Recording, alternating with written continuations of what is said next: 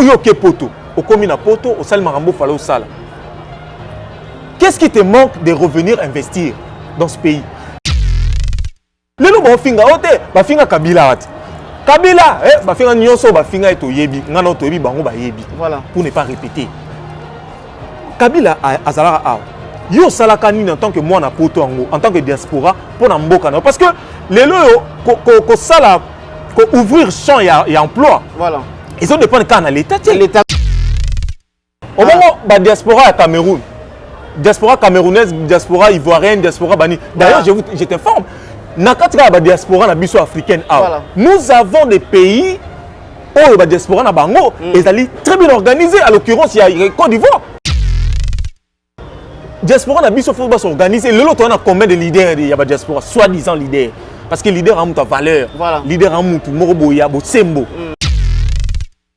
Yo leader aussi le kozo finga batu. Et puis leader on finga batu. Yo mo so tali contribution dans la mboka, il quel verre exacté. Yo ko finga Félix, o finga Fayulu, o finga Kabila, o finga Batona ni soana tout ça. Yo salini ni pour les autres.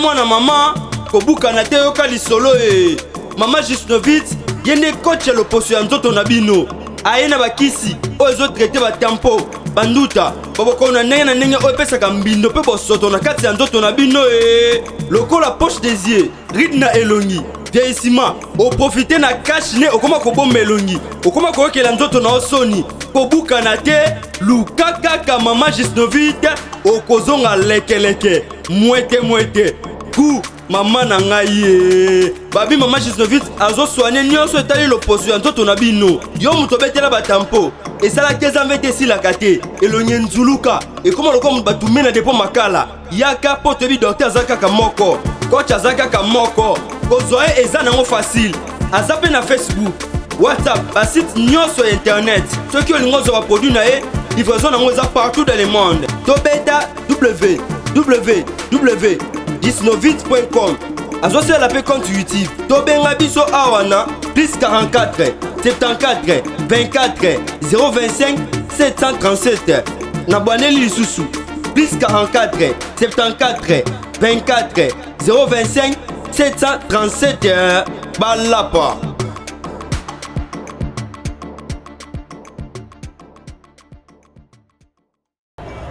La grande causerie, mesdames et messieurs, bonjour, bonsoir, nous sommes Nouvelle Tendance Télévision.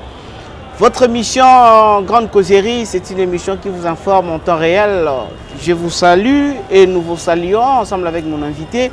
Je sais au moins que vous êtes vraiment nombreux en train de suivre partout à travers le monde parce que collaboration, tout ça là, on a bino, ils ont vraiment kitoko, tout y a pour nous informer bino en même temps.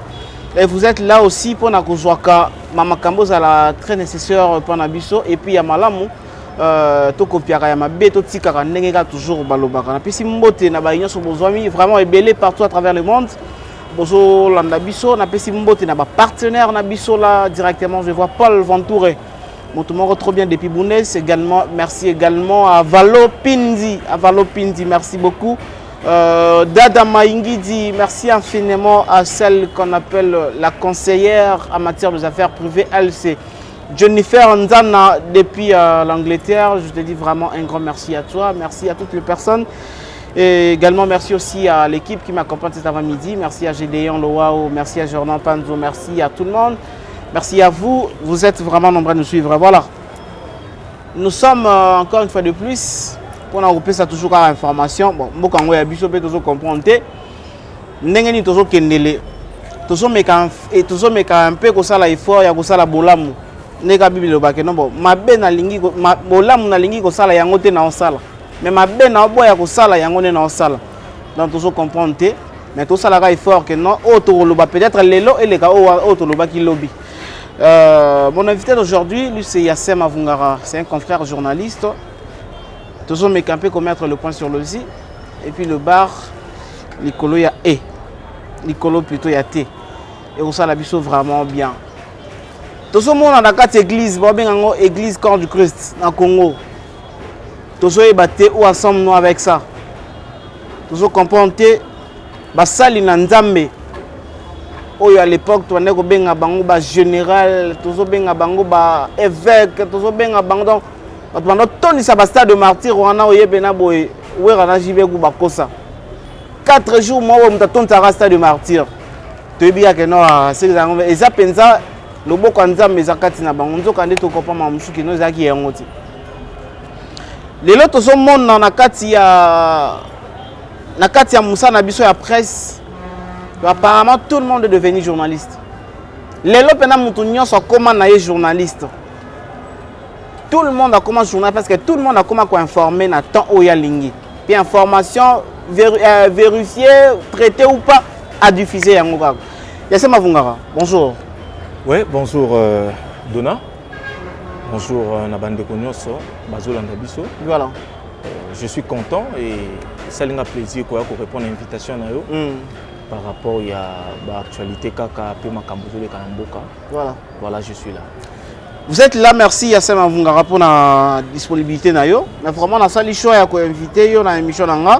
Vous êtes vraiment pour sur la mambo sérieux. Parce que les lois complications comme trop dans mambo, tozo ebate. Les lois journaliste que vous êtes, est-ce que tant que fan daka au fungulaka YouTube na yo, talaka Facebook, Internet, tout. Tu es toujours fier d'être journaliste, toujours content et la journaliste, ou bien tu te dis et ça penza sous malamuté. D'abord merci la question Dona. Je crois que pour commencer à répondre à tes questions, voilà. Je profite également, je salue mon ami Patrick Massidi depuis Paris qui me suit et tous les amis partout dans le monde. Alors pour répondre à ta question, moi je pense que dans tous les domaines de la vie, tous ordres nationaux, notamment dans le médecin, tout ordre national de médecins, ordre national des infirmiers, ordre national des avocats, tout consort. Mais récemment, quand on a participé à une activité qui est ordre national des experts électoraux. Donc, on a pour l'élection. Mais tous ces domaines que je viens de te citer là, Ezali et Laksake, moi sérieux, Ezali. C'est-à-dire il y a un ça ne va pas, il faut légaliser l'État, il faut l'État abandonner. Mais journaliste, et le Namboka Nabiso, et être journaliste et Tozo Baté, qui a fait quoi pour devenir journaliste? Nanazo Salanini, pour comme journaliste, Dona. Toko Fandara na Tongo Boye, tout le monde a été comme un cala dans le coin, Yanga Baona 15 dans le coin. Voilà. J'ai caméra, j'ai tout ça, bani maman journaliste, et puis journaliste. Et puis journaliste, et puis journaliste. Voilà. Moi je pense. Nazo condamné Bato Bao Salangote. Je ne le condamne pas. Je condamne plutôt les gens qui sont censés à réguler ce domaine-là, ce métier. Parce que les gens qui sont censés à le faire, ils ont prétendre autorité, il y a journaliste. Notamment, nous avons l'UNPC. L'UNPC est alors Union nationale de la presse du Congo, ou d'ailleurs organisé par le Congo, l'autorité Congo, il y a des qui sont censés structurer, restructurer, reformer le domaine wana, ton métier. Mais UNPC, apparemment, pas apparemment, ça dit. Est-ce que ça la peine Moussala naye comme il faut? Ça comme il faut. Non, ça la comme il faut. Alors ça comme il faut nénin. Yo kenera Congo zo salama. Voilà. Zara mutumo bote ka makala bande ba papa na biso bande so batenga manga je vous respecte. Ça m'a bêté. Ça cop o ngapa na salara. Voilà. Ko ngana salara na tinda ka bilo na kimpese na pe makala. Et voilà. C'est là, c'est une façon de dire que eza mutuko ka koza la novice moko boy. Une personne qui a un congrès. À qui na cyber ba betele enani lettre d'accréditation. Moi monsieur français que comment on a cyber ça déjà. Voilà. Azion a signé ka ba recopier ka ba ke ba PC carte a compé journaliste. Et puis, journaliste en haut, a commis journaliste avec la carte. Il y a UNPC. Ils sont censés, il y a la formation, il y a bateau, journaliste. Voilà. Ils ont la domaine où bateau journaliste. Moi, je pense, à part UNPC, nous avons un ministère qui s'occupe des médias et communication. Ministère, je le nomme actuel ministre dans le ministère de la tautologie. Il en principe devrait également restructurer les médias. Si on met des rigueurs sur les médias, or on a des médias, bateau professionnel, mais on journaliste. Voilà. Rigueur dans les médias, médias qui tirent rigueur dans les journalistes. Tu comprends? Déjà, il ressort à quelque chose. Mais lorsque vous avez un ministère qui, en principe, devrait s'occuper des régulations ou encore de médias, il faut analyser les journalistes. Tant qu'on a des journalistes, mouton noir. Voilà. Tant qu'on a des parce que parce qu'il y a une faiblesse de la part des autorités, l'État ou encore professionnels. Mais lorsque tu commandes un logo, tu commandes déjà de confronter. Et comme bon, dans un journaliste, il y a Internet. Dans un journaliste, il y a TV. Dans un journaliste, il y a Internet. Alors, ce qu'on a pas journaliste, tout le monde a TV, il y a Internet. Ming est comme un journaliste qui veut se faire journaliste, il faut finga. Journaliste, il faut donc à critiquer tes mains, il faut à toucher place moi un journaliste à toucher tes. Donc ming est comme un finga. Et alors pour se faire un journaliste, aux à la renommée, aux à la combo, aux à la succès, donc il faut qu'on finga. Alors pourquoi cette différence? Il y a journaliste, il y a Internet, il y a journaliste, il y a TV. Pourquoi cette différence? On doit le dire, Donna. Vous vous souviendrez encore dans ce pays, nous avons connu des gens comme des au bazar numérique qui bat Michin toi. Papa na biso qui bat Michin toi. Nous avons connu de Chantal Kanimbo. Nous avons connu de Pindi Passi. Voilà. Donc pour ne citer que cela. Mais est-ce que Batouana basalaka internet? Non. Basalaka internet. Et vu aussi la vitesse de la modernité planétaire, donc la technologie. Et ça qui évolue. À l'époque, ils ne pouvaient pas le faire. Mais aujourd'hui, l'Internet est venu, YouTube est venu, tout le monde peut faire du n'importe quoi, comment, tout le monde peut faire ce qu'il veut. Voilà. Mais moi, je pense qu'il faut réguler. Voilà pourquoi j'en appelle au ministère toujours, il y a médias. Parce que dans le projet, il faut réguler les médias, c'est-à-dire YouTube, tout consort. Voilà. Je pense qu'il faut aussi réguler dans le domaine de YouTube. Voilà, parce que le lot, papa, YouTube, mais plutôt il faut qu'on réforme, qu'on régule les personnels, les professionnels. Oui, YouTube, ils ont organe moro, ils ont structure moro, ils ont une vitesse moro de croisière. Mais ça ma mais moi mon problème c'est quoi? YouTube doit rester, mais il faut réformer le personnel. Il faut réformer les professionnels. Mais apparemment YouTube a reçu en Congo, voilà pourquoi je dis il faut maintenant réformer ces gens-là parce que bateau bazoya baza bandeko so ba congolais. Voilà. Tant que ça musala na bolamu na ndenge toyebi que journaliste à luka information à traiter diffusaka tout ça ça la mo étape wana ezala bien traitement des problèmes traitement ya information na biso des ali problème au comment na to sel na émission boy au mona au titre ya sema vungara afingi mutu tel voilà pour attirer batu batala yozwa vu na yo mais moi je pense pour na yo talama il faut qu'on sala ba buzo ba wana. Je ne pense pas.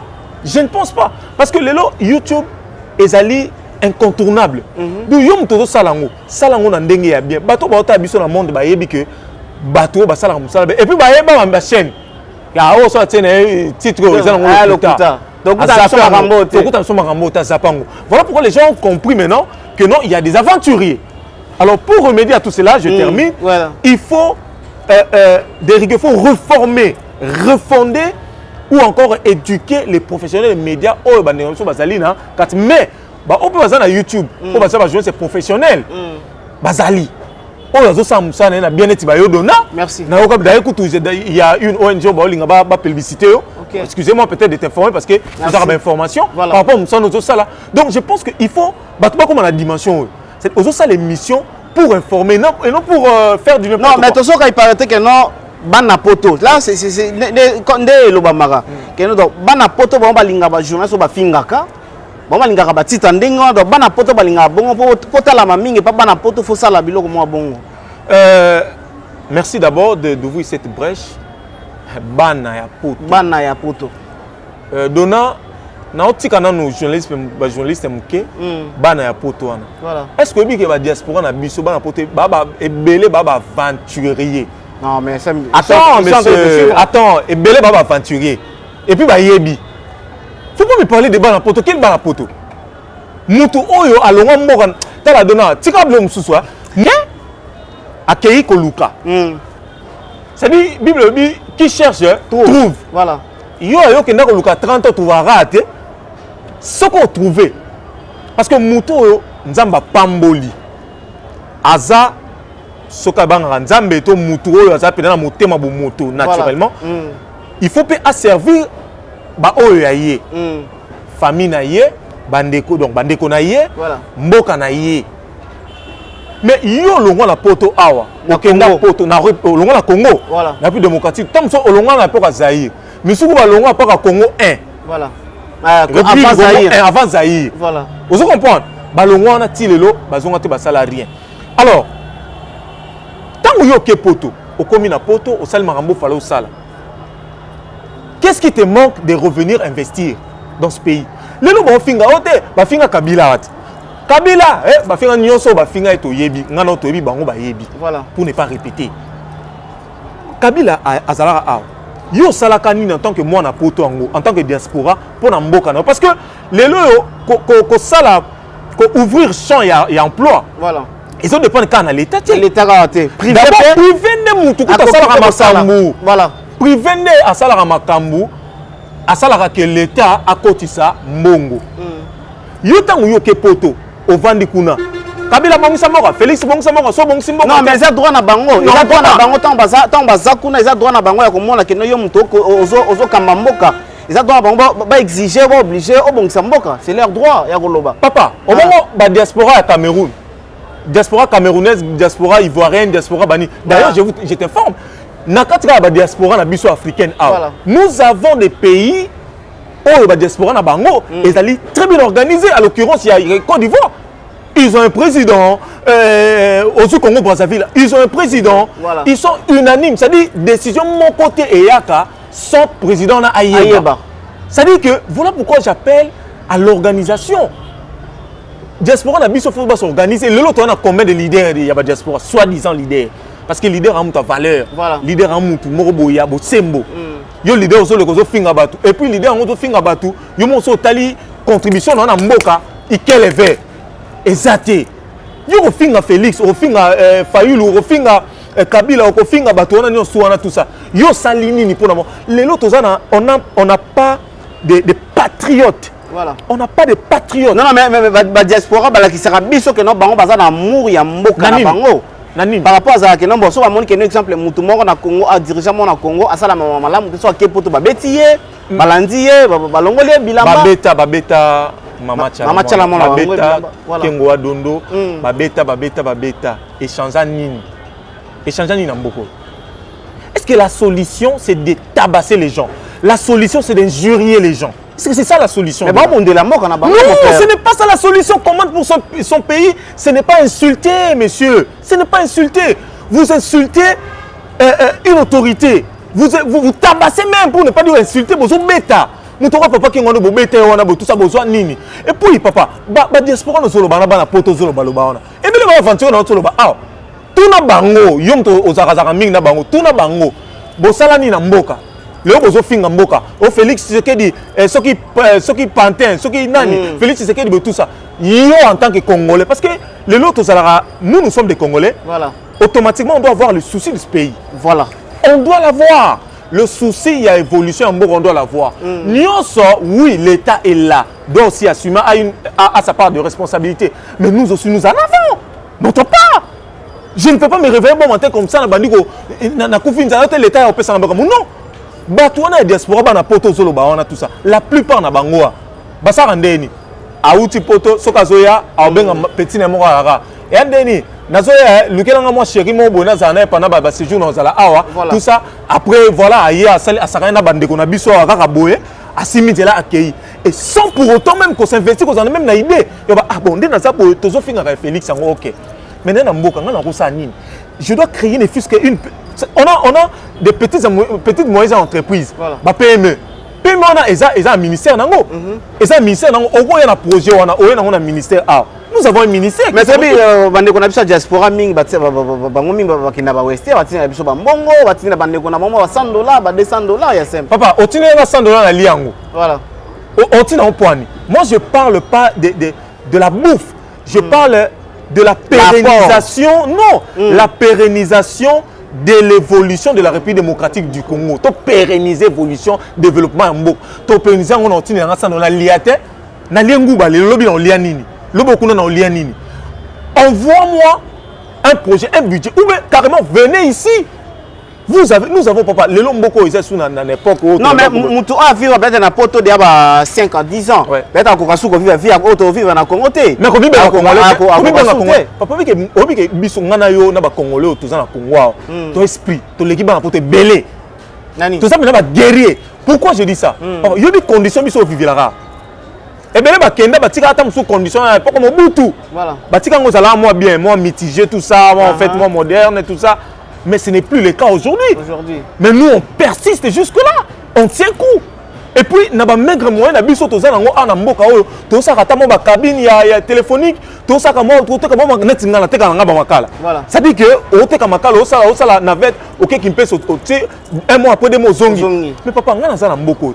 Yo kasi na kati wana mo ba congolais bazate, on va se retrouver ne fût que un petit rien. Si basali, mais c'est justement ça c'est que devrait faire nos diasporas. Mais yozo ba kena ba diaspora ba avancer pendant que tout le monde a ba munela mboka. Ko munela mboka c'est ça quoi. Tout le monde a kena tellement ba kena mboka tambola bien té. Ba combattant ba boya musique ebeta na France. Papa. Ba boya musique wana espace Schengen musique ebeta. Wana eza buzoba. Tu comprends? Eza ba bêtise. Eza nango ba bêtise. Eza ba bêtise. Comment expliquer attendez monsieur? Qu'est-ce que vous avez à voir? Non, mais c'est un leader d'opinion. Leader d'opinion, mais c'est un musicien, papa. C'est un musicien? Oui. C'est un musicien, il arrive là-bas à saluer. Bon, mais parmi les combattants, on a Zoloba, papa. Parmi les combattants, nous avons ceux qui jouent la musique là-bas. On peut être un leader de combattants ou de la diaspora. Avec la musique. Est-ce que ça va être un peu c'est que je peux mettre en musique, mais quand toi tu chantes, tu ne veux pas que les autres viennent chanter. Et puis, c'est d'ailleurs une entreprise, ce sont des entreprises. Nous avons des Ferrego là, nous avons des Fali, nous avons tous ces mondes-là, les Wera, les Jim et tout qu'on sort, les héritiers tout qu'on sort, les Bill Clinton. Ce sont des gens, oh, ils ont une entreprise. Et ça, entreprise, tu as un Congolais dans Kati. Mais tu as un bêta, on a dit que yo ozolinga moko bonga nini. Et puis tu as un opé que ça mutokola ba musicien on a ba bêta. En contrepartie, qu'est-ce que toi tu donnes au pays? Du concret. Non, il y a à exiger na ba musicien que bangonde ba za leader d'opinion, bangon pas que le président de la République, na ba ministre que botambusa mboka malamu ndenge longo bani comme ba musicien ba ko sala yango te. Donc musique pe ba sou ki sango na kisasa ba ke nango na poto te. Ba sou ça démarche na bango. Ce sont de mêmes personnes, OK? Ouais. Qui écoutent la même musique là que eux disent bêtises. Ce sont les mêmes Kenya ba fait na bango na Paris, na ba États-Unis tout ça. Ouais, babi na rato. Babi na rato. Fallait pouvoir venir de jouer un concert là-bas, ils sont venus là-bas. Mais ce sont les mêmes personnes qui ont insulté Fali. Parmi ces gens qui ont participé dans le concert à Fali, ils ont avant insulté Fali, insulté les musiciens, mais ils ont compris maintenant il faut débloquer ces systèmes. C'est un faux système. Vous avez des Congolais, ils sont Taliban va envahir. Voilà. Taliban. Ceux qui vont envahir, ils ont un thème où ils utilisent la mingi tout ça. Et ils regardent l'émission. Occupant. Envahir Mboka. Occupant moyen de mettre la musique. Tout ça. C'est-à-dire que le débat est tellement bas que on n'arrive pas à réfléchir tout. Le débat est tellement bas. Mais il y a ce temps Babylone on est sur la diaspora. Tant Babylone comme mingi zolo ba na ba français, na ba anglais, ba tumususu ba communauté musu ba yo kaka. Ezote ka image ya Congo. Mais image est béba. Image beaucoup c'est béba quand na ba diaspora no zolo ba wana. aventurer on a aux autres non quand même il y a ça. Écoutez, c'est ça la plupart sont nos frères et sœurs. Voilà. Je parle en termes de... Parce qu'il y a ceux qui sont sérieux, on le sait. Na poto na diaspora toyebi ba baza sérieux. Voilà. On va s'investir dans mboka na bango. Parce que ici c'est une affaire d'État. C'est une affaire d'État, ça dit que ah oza ko faire avancer mboka. Na moi portion oza na ngona ma moyen oza na ngo. Na ma moyen oza na ma branche na yo. Ma branche na yo ndo ko sala ko bonga. Parmi eux il y a ceux qui contribuent pour l'évolution de ces pays. C'est déjà une bonne chose. Paul Ventouré. Exactement. Voilà. Ils ont fait quelque chose de ça. Congolais. Attends, 10-15 Bazali, on s'est retrouvés. Il y en a toujours, chaque exception, il y en a, chaque cas, il y a toujours l'exception. Donc, je pense que Bazali, mais Ebele Dona Baza aventurier. Ebele Baba aventurier. C'est-à-dire, il y a des formes. Il y a des Ote abeti forme boy tout ça forme on a abeti 75 000 euros, 25 000 $, 30 000 euros, carabo tout ça mais au monde il y a qui ba combattant biso tout combattant policier moko policier on y a tout ça. Non, il y a maman na yo. Mais écoutez, tout ça là, tu peux ça là quelque chose pour ce pays. Yo vandi aux autres la basale la yo mboke bonga après yo le baké papa. Moi, je pense que l'évolution d'un pays ne dépend pas forcément de l'État. Je dis bien, voilà. L'évolution d'un pays ne dépend pas forcément d'un État. Nous avons les États-Unis d'Amérique. Oui, l'État fait quelque chose, mais le privé aussi en a fait. Voilà. Nous avons la France aujourd'hui. Certes, l'État fait quelque chose, privé. Et la plupart, il y a des grandes entreprises, il y a monde, les Arabes privés. Voilà. Okay. Je parle, la plupart des grandes entreprises du monde, les Arabes privés. Ah, on a mboka oh, quelles sont les entreprises oh, il y a mineno privé ce que Zali, mais diaspora ça parce que bango eux ils ont des moyens. Eux vivent bien. Eux s'habillent bien, eux mangent bien, eux sont en cas de maladie, basant assurance maladie, ils sont bien, tout ça. Mais pour ne pas que ça là voilà, c'est ça la grande question. C'est pourquoi chaque jour on remercie toujours ma partenaire nanga Dada Maingi dit Avalopindi Paul Ventouré Jennifer Onzana parce que ça batu ils va comprendre que Congo pour na kotonga yango faut pas koloba faut pas ofinga donc faut kotonga il faut ko créer. Merci na Jennifer Nzana o ezake no asangisi moi 10 moi 5 10 maman o bane logo tembo bozo akoto na desisi bino lobi après lobi bokozong c'est langai donc c'est vraiment quelque chose de très important mais ça quelque part ba d'espoir bi bazana raison parce que dernièrement tout le monde a Mewey asa musicien ivoirien à l'équipe na télévision à lobby na président na bango que no soki olingi o sala troisième mandat en tout cas okokutana na ngai na population mobima na nzela na yo même si chez nous pour moi peut-être un certain Kofi Olomide Weranson Jubé Piana fallait pour pas faire rigolo là pour c'était qui c'est là pour pas ça le loco moi n'engana que nombre exemple monsieur le président de la République 2 mandats pour la constitution la c'est bon 3e moyen mais tout le monde en Côte d'Ivoire mais ça lesquels lobby bango peut-être yango ndesco ils ont révolté ba diaspora bazo finga bazo ba n'importe quoi et puis ça va on peut kanda quelque part là soana ba diaspora bazana raison. OK là soana bazana raison. Et nazolo bango teke pona obanga bango tena oloba par rapport à droiture et à réflexion nanga parce que moi je réfléchis moi sans peu koya sauter donc té sanine sanine moi je dépends ici sanine ba wa ba tina sauter tena pour ça mon la bango diaspora mo kote nan tana na kenango wapi so bana pour ça tini nanga mbongo batina ngo pa na yo za ba ONG na bino moko boy tout ça bo sali yango ngana kena na mona wana kena bango wapi nana pour ça ngo tamuketa. Moi je suis en train de réfléchir logiquement. Okay. Vous avez évoqué ici à Mewey, en Côte d'Ivoire, à Lobby. Ici également, quand ça bardait, quand il y avait une tension politique dans ce pays, on n'a pas vu un musicien oser dire tout ce qui se disait tout bas. Voilà pourquoi, dans Lobby qui a raison dans sens. Et nos musiciens aujourd'hui, ou nos leaders d'opinion, doivent également emboîter le pas. C'est-à-dire emboîter les pas, et ça a été rebelle, les policiers, les matolo, tout ça. Les pacificateurs. En fait, c'est pas propre. Oui, tu es musicien, mais au moins, il faut interpeller les politiciens. faut qu'on interpelle. Ça peut rôle bango ils ont des faut plutôt interpeller bango. Bango peut bango doit interpeller ceux qui peut-être il y a ça ne va pas, ils doivent interpeller. Mais faut pas battre ça interpellation on a un sens négatif. Non, on a hôtel mais la bango. Mais par rapport à Mewe il a dit bon, faut y bango na biso et ça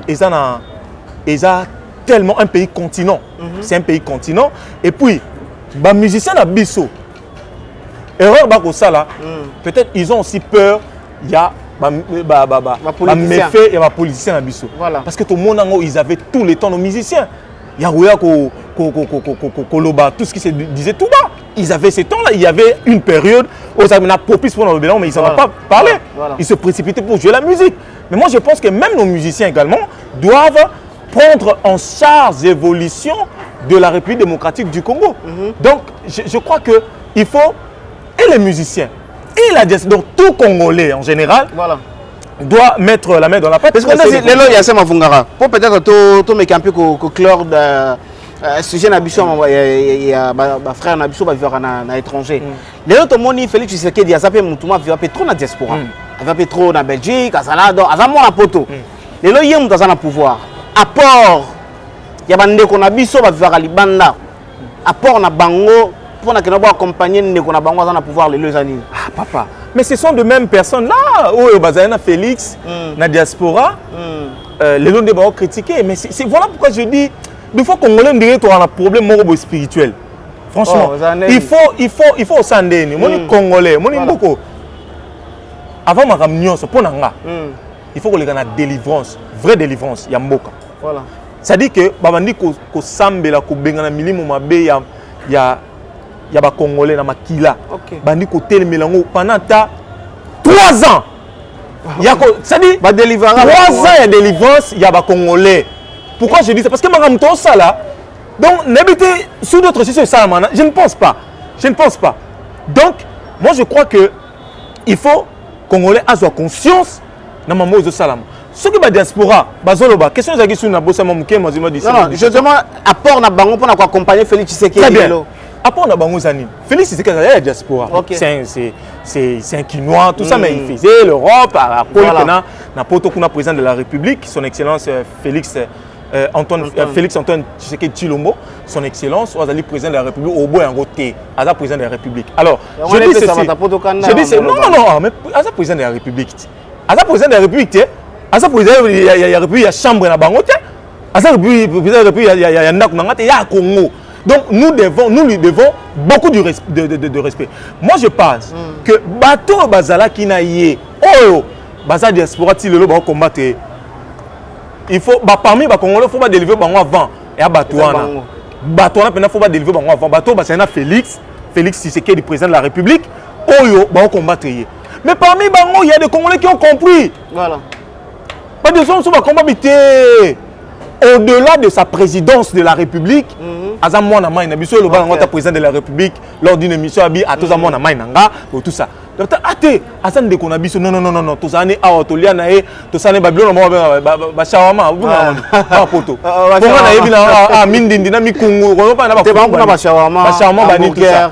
Bamburger ba bamburger ba mbuya ka biso ote mbongisa mboka. Yo le amboyo sala nini. Mingi baba aventurier de là. Bango na poto baluka ndé Bango musala bango alamugaton et puis anzambe na ngai ya ngai nzambe na ngai. Mwana poto soki aza congolais ya solo. Mwana poto aza congolais ya solo. Ya zo lia shawama là. Et puis so balati ya ba on est forme mais c'est ce qui ni tout ça. Pendant que awa tam sou ba propre ndeko na bango moko. Ba parents même. Ba parents baza nzala ba olela nzala pena nzala atalipa ezati mais papa yebisang ozala beni ndengeni yo zoma miso ba bela maboma. Pourquoi? Parce qu'ils sont maudits. Ba parents na bango ba ozo bango tout ça te fait mamute malikuna peut-être parce que na ozo occasion qui n'est pas toté papa ozo mona bazo jouer na ki poto na non arrêtez ça papa arrêtez ça. Vie est en mboko. La vie est en mboko. République démocratique du Congo. Preuve en est, nous avons des milliardaires, des millionnaires. Oh, bimambo raté. Mais tout ça, on a fait nos vieux, les Kisombe, voilà. les Kisombe, les Dokolo. Voilà. tous ces gens-là, les vieux Bemba, Saolona, vous comprenez? Tout ce monde-là,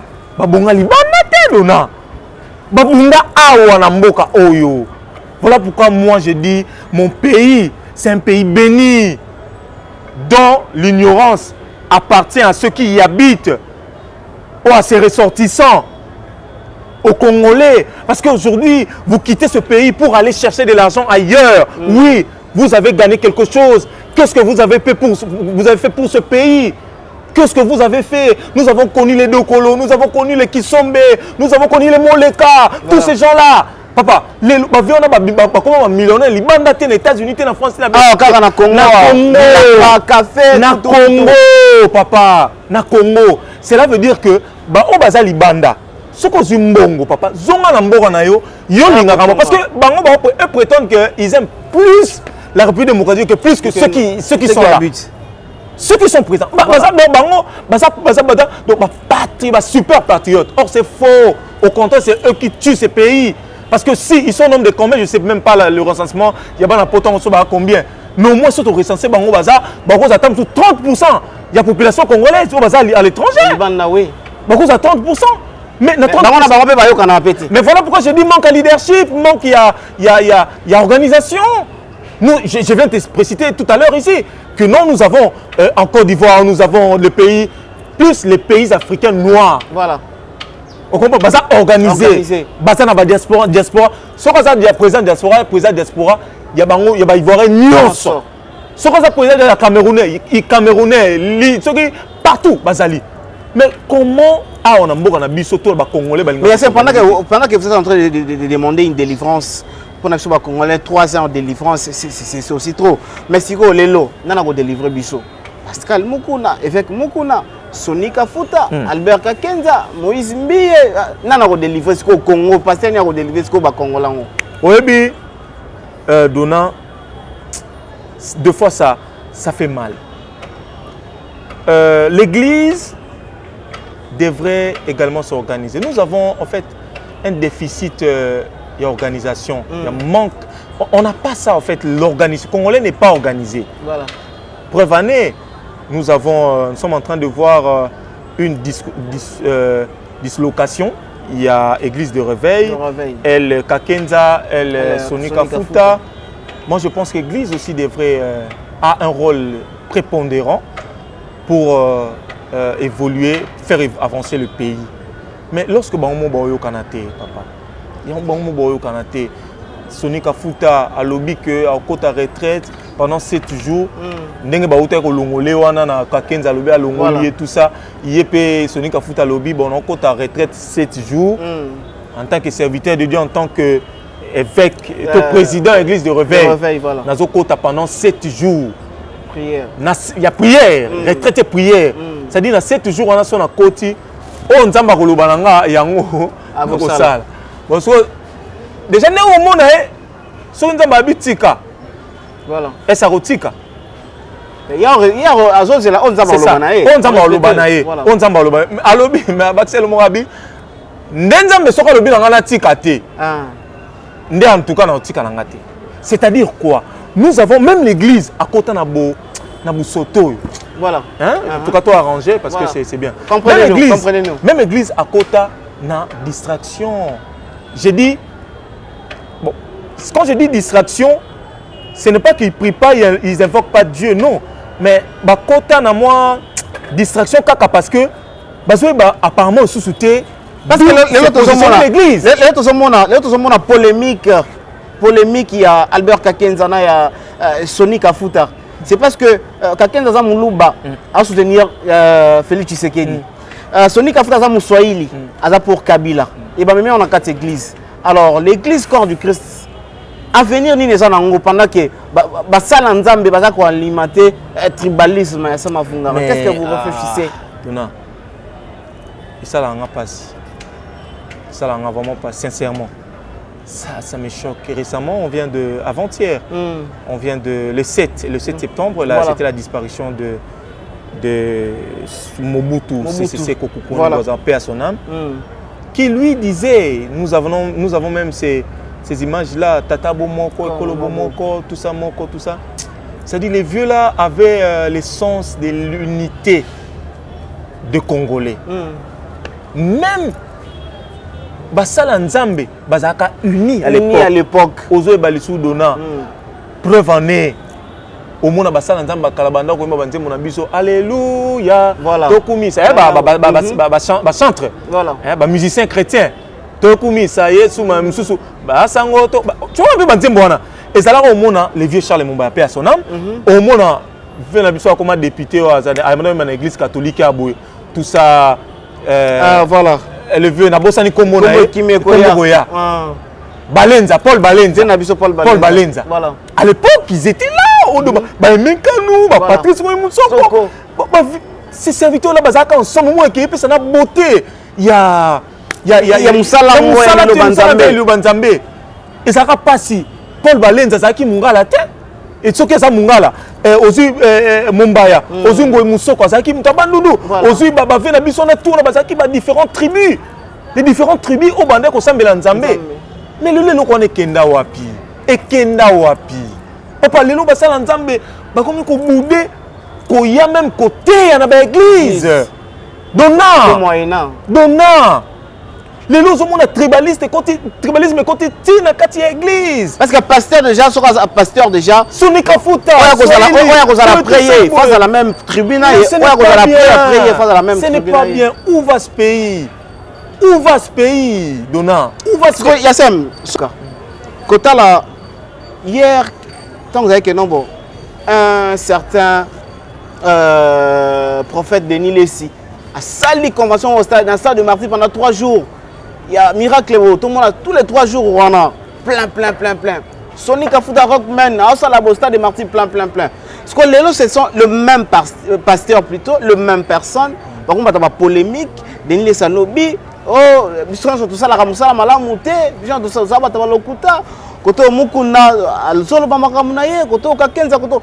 Yassem au ça lecture en tant que journaliste, tu as eu aussi le temps, il y a interviewé Batouana. Au ça la lecture ni dans tout ça. Qu'est-ce que tu quoi comprendre nini? Mon cher, obi le lo soki na kotangi le prophète Denis Lessi, otangi na batumsu bando ça ba plainte. Oui. En fait, l'église, ce n'est pas ça. L'église, ce n'est pas remplir une salle. Voilà. C'est pas ça l'église, Donna. C'est pas ça l'église. Ou bien, nous sommes chrétiens. Je crois en Jésus-Christ comme Seigneur et Sauveur. Hein? Ouais. Nous avons une période où on a, pour nous avons voilà. Nous avons une période où on a seulement, ceux qui n'ont pas dit qu'au Sambela, au senti, au côté de tout le monde, tu sens que même pour réfléchir en mal, au monde qui a péché difficile. Voilà. Mais pour réfléchir autant que nasa bumabe, nasa mninga na mutosengele on a pu melaye. Tout le monde ko éviter ba lieu mususu. Certainement quand tu es dans le bain, il y a prière. Quand tu prends le temps, tu prends ton temps et puis au sentir que il y a l'esprit de Dieu qui est en toi. Tout ça aux ça que moyen au ça moyen parce que aux athées, aux ana Nzambe. Mais à combien peut faire raison?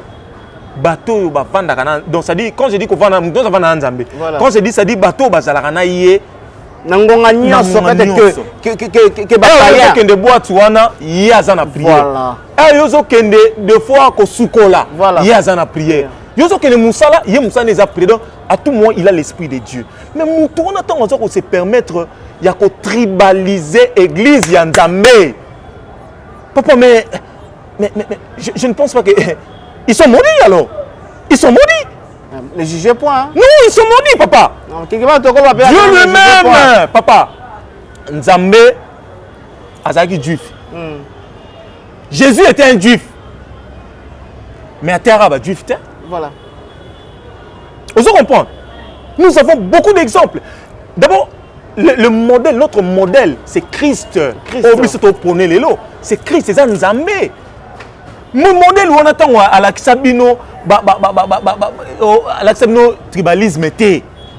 Batu bakoloba que non, Nzambe mokutu, aloba que celui qui touchera l'Israël me touchera. Donc Nzambe mokodon, aloba que celui qui touchera le Congo me touchera. Non, les gens interprètent mal la Bible. Dieu n'a pas parlé d'Israël comme un pays, mais a parlé d'Israël comme l'esprit, son esprit. quand tu as l'esprit de Dieu, tu es l'Israël. Israël. Nous avons beaucoup dit Amen. Quand tu as l'esprit de Dieu, Congolais, Bible, chrétienne. Donc, l'Israël, c'est l'esprit de Dieu en toi. Même celui qui est comment on appelle ça? Même à Luxembourg, qui est à Lima, capitale Pérou. Si seulement quand il a l'esprit de Dieu, à Israël, les gens interprètent mal la Bible. Voilà pourquoi j'en appelle aux serviteurs de Dieu d'interpréter bien la Bible et puis d'enseigner. Si vous avez une question par rapport à délivrance, c'est ça le problème. Papa, nous avons des vrais serviteurs de Dieu. Au moins, na Congo, voilà. Il y a des vrais. Comme qui? Papa, je ne peux pas citer. Mais moi, je sais. Et toi, tu sais. Il y a de vrais. Il y a de vrais, papa. Mais comme Panzana, qui est un grand pasteur, tout le monde a bango, ça toujours na katsa boulou yeki. Non, non. Bango, ils doivent. Parmi eux, il y a aussi des vrais. Voilà. Attention. Ok. Attention, Dona. Parmi Bango, il y a des vrais. Et ça, d'où Bato o baza ya vrai wana. Comme peut qu'on influencer na ba faux. D'où ils doivent être prudents. Et pourquoi pas la vraie va influencer ba faux? C'est mal. Voilà, bonne question. Mais c'est parce que les vrais commencent à se distraire. Réveillez-vous les vrais. Réveillez-vous, moi la distraction T. Réveillez-vous. C'est le temps de Dieu. Tant que bilan bozo lo bakeno, batubalo bakeno, oh tout ça. Ba faux on est belé la plupart. Misusu bakota na o lo bangota venanga lesi deni. Mankiono. Voilà. Et belé bakota na mankiono donc ba. C'est film t'a révélé que na ba tous les la fois senga ba kendega na ko senga bolimi ba ba ma be bango tout. Papa, te bango tout est. Là je suis contre lui. Quand il dit ça c'est faux. Parmi bango il y a des vrais serviteurs de Dieu. Mais ba vrai on a siko, on a interpellé bango, bandeko, ba pasteur, on a livré. Donc on a distraction. Distraction za nini? Ote comment na cash, comment na FCC. Distraction nini ote yo koma boy comme tribaliste ça tout ça c'est ça la distraction d'où j'en appelle à se reconcentrer dans la prière bah vrai bah faut pouvoir qu'il y a un diable faut pas qu'il y a na livre. Voilà, merci beaucoup Yassam Avungara. Toko Minasuka émission Nabiso vraiment infiniment merci pour la disponibilité na yo. Merci beaucoup de répondre à l'invitation Nabiso Moukwale. Salut Biso vraiment plaisir. Makasi, merci également na Batunyo so balana ki Biso. Je vais même saluer les gens. Ouais là je sais. Merci na balana ki Biso. Voilà, na Pesio rapidement. Voilà. En tout cas certes Maloba Tolobaki ce que soit qui voilà. Kolimisate et ça que va réfléchir parce que la vérité blesse. Mais il faut pas toujours que le bama bé pour la soirée au senga pardon. Pardon te donna na lobi boye. Voilà. Soki ba moni ngo mabe ba tout ba téléspectateurs na monde ba moni mabe. Voilà. Baza libre ya ko limbisa. Voilà. Père ya ko limbisa te. Voilà. Mais maman on conseille ba limbisa. Soki na loba ki mabe mais je ne pense pas pour l'évolution de ces pays. Vérité faut soit ou non. Bah ok c'est bon. C'est ça vérité pour Mbote. Voilà. Tout ça c'est très important en obi. Mbote nazana master nazana ba master au bazape libanda. Voilà. Au moins bazape na moi conscience ya ko sala quelque chose pour la population pour la Congo. Voilà. Pour la Congo. Pour la ya poto te kolata bilambe zanga tina te. Pour okufa bilama mais surtout qui entreprise ayo ko dae ndeko na ko zo pe papa ba congolais ba voler donc Patrick Massidi azana France. Donna pardon au Katate. Patrick Massidi azana Paris. N'appelle moi Patrick Massidi, mon ami personnel. Bon courage à toi. Je sais que toi, tu as l'esprit, tu sais comment on fonctionne. Et Patrick, plutôt Nancy Mento, en état de Christian. Et en Afrique du Sud, na moni bongo ndekonangai Champagne Loshima. Ou azali bongo pen ndekonanga moi en classe na tika na pesa là pour faire sa moto et puis na Yves Mouteba Tumbwe, mon ami qui lui, c'est un Congolais qui est parti en Belgique. Azonga obe sala wapi soka ye eza entreprise ya mutute ya ye akenda wapi akenda Tanganyika azana capitaine take Tanganyika ke longa bilanga Yves Mouteba mon ami Yves Mouteba voici voilà les compatriotes merci beaucoup Yassam Avungara merci beaucoup bien que vraiment le pardon est une puissance qui libère donc il faut toujours savoir pardonner. Mesdames et messieurs, nous sommes arrivés à la fin de notre mission. Je remercie également toutes les personnes oyo bazwa qui vraiment tant que l'on a biso et bandeki no suka ngai na invité nanga Merci à l'équipe qui accompagné. Merci à yo. Gédéon Loa qui est en train d'assumer beaucoup de caméras. Merci beaucoup Nayo. Merci à Jordan Panzoaza pour réalité mission. Merci beaucoup à Paul Ventour et Montomoro trop bien. Merci à Valopine Dida Maingidi. Elle, c'est la conseillère aux affaires privées, Jennifer Nzana, depuis l'Angleterre. Je te dis merci. Continuez toujours à vous abonner sur une nouvelle tendance télévision. Et la grande causerie, c'est pour bientôt. Et une autre émission. Bye.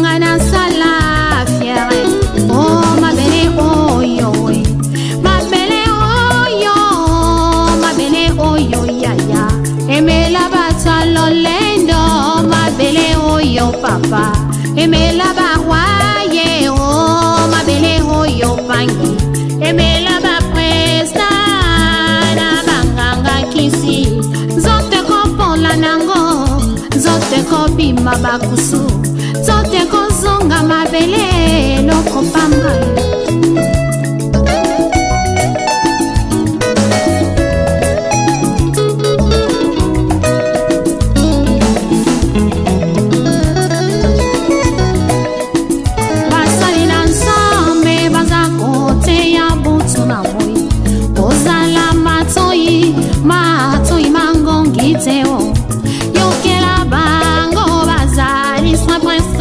Ya pamba oyo bate ya kaye uza kaye pa ya mokili salela tango tango yo zana bomoye linga yo salela ye o tango yo zana bomoye linga yo salela ye o kufeza ya solo ungaye beti na tempelo tango ifweni ya ya salela tango salela tango mbeko salela tango salela tango fami amadi mame amadi mame amadi mame kedika fumwe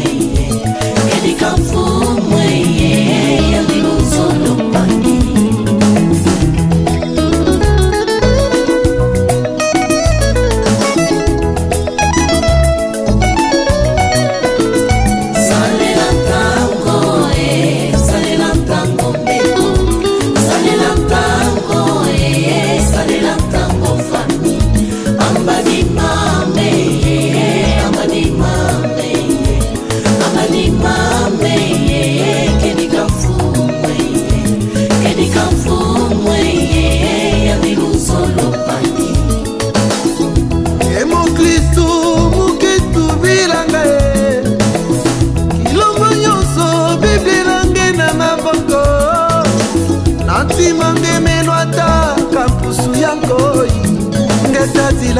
ngetadila na kilumbu ya suka zina nange ikelebe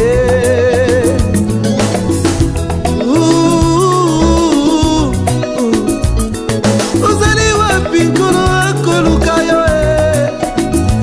yobomani kati na masumu nkolo akobelela yo nekosomba tango mikolo ekomi mabe soki okei na moto ekozala likambo na yo po atikati yesu Masia salela tango beko salela tango salela tango fami amadi mame amadi mame amadi mame kedika